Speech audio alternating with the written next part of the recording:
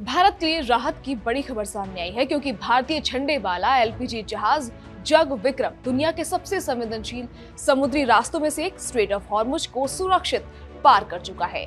ये वही इलाका है जहां पिछले कुछ वक्त से पश्चिम एशिया में तनाव और युद्ध जैसे हालात बने हुए हैं और जिसकी वजह से वैश्विक ऊर्जा सप्लाई को लेकर चिंता बनी हुई थी।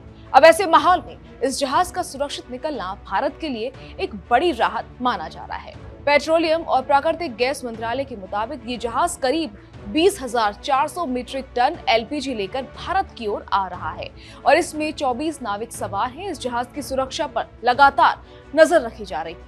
शिप ट्रैकिंग डेटा के मुताबिक जग विक्रम ने शुक्रवार रात से शनिवार सुबह के बीच हॉर्मुज स्ट्रेट को पार किया और अब ये सुरक्षित रूप से पूर्व दिशा की ओर आगे बढ़ रहा है।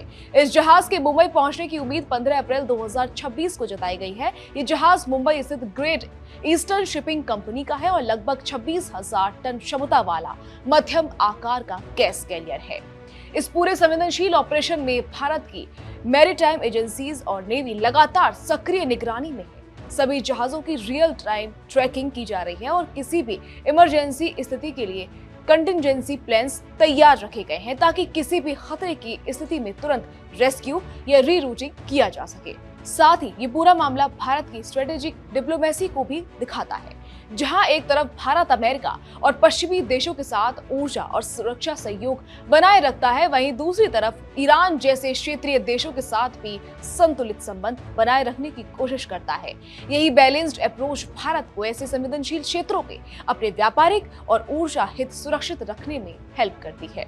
अब सबसे अहम बात यह है कि इस पूरे तनाव और युद्ध जैसे हालात के बीच भारत के कितने जहाज सुरक्षित वापस आ रहे हैं। आंकड़ों के मुताबिक मार्च की शुरुआत के बाद से अब तक कुल 9 भारतीय जहाज फारस की खाड़ी से सुरक्षित निकलकर भारत की ओर रवाना हो चुके हैं और जग विक्रम इसी कड़ी में एक और सफल वापसी है। ये भारत के लिए बड़ी राहत की बात मानी जा रही है क्योंकि लगातार तनाव के बीच भी भारतीय शिपिंग की आवाजाही बनी हुई है। हालांकि स्थिति पूरी तरह नॉर्मल नहीं है क्योंकि अभी भी करीब 15 भारतीय ध्वज वाले जहाज इस संवेदनशील इलाके में मौजूद हैं और सुरक्षित निकलने का इंतजार कर रहे हैं। इन जहाजों की सुरक्षा पर लगातार निगरानी रखी जा रही है। भारत सरकार और संबंधित एजेंसियां हालात पर नजर बनाए हुए हैं। अगर वैश्विक स्थिति की बात करें तो ये इलाका सिर्फ भारत ही नहीं बल्कि पूरी दुनिया के लिए काफी इंपॉर्टेंट है क्योंकि यहाँ सैकड़ों जहाज लगातार आवाजाही करते हैं, जिनमें सैकड़ों टैंकर, एलपीजी और एलएनजी कैरियर शामिल हैं। ये वही रास्ता है जहां से दुनिया की बड़ी मात्रा में ऊर्जा सप्लाई गुजरती है और इसलिए इसे वैश्विक ऊर्जा की लाइफलाइन भी कहा जाता है। भारत की स्थिति को समझना भी जरूरी है क्योंकि देश अपनी जरूरत का बड़ा हिस्सा आयात करता है। भारत दुनिया का तीसरा सबसे बड़ा ऊर्जा उपभोक्ता और चौथा सबसे बड़ा गैस उपभोक्ता है और अपनी जरूरत का लगभग 88% कच्चा तेल, करीब 50% प्राकृतिक गैस और लगभग 60% एलपीजी आयात करता है। इनमें से ज्यादातर सप्लाई खाड़ी देशों से होकर इसी हॉर्मुज से गुजरती है। इसलिए यहाँ किसी भी तरह की अशांति का सीधा असर भारत की ऊर्जा सुरक्षा पर पड़ सकता है। सरकारी स्तर पर बताया गया है कि भारत में बंदरगाहों का संचालन पूरी तरह नॉर्मल है और किसी तरह की कोई रुकावट नहीं है।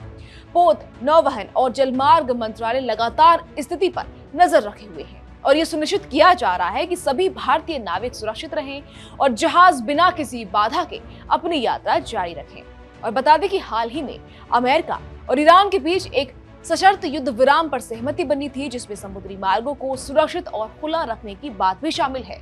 इसी वजह से कुछ जहाजों को सुरक्षित निकलने का मौका मिला है। कुल मिलाकर भारतीय जहाज जग विक्रम का सुरक्षित हॉर्मुज पार करना एक बड़ी राहत की खबर है, लेकिन अभी भी कई जहाज इस संवेदनशील क्षेत्र में फंसे हुए हैं और स्थिति पूरी तरह स्थिर कहीं नहीं जा सकती।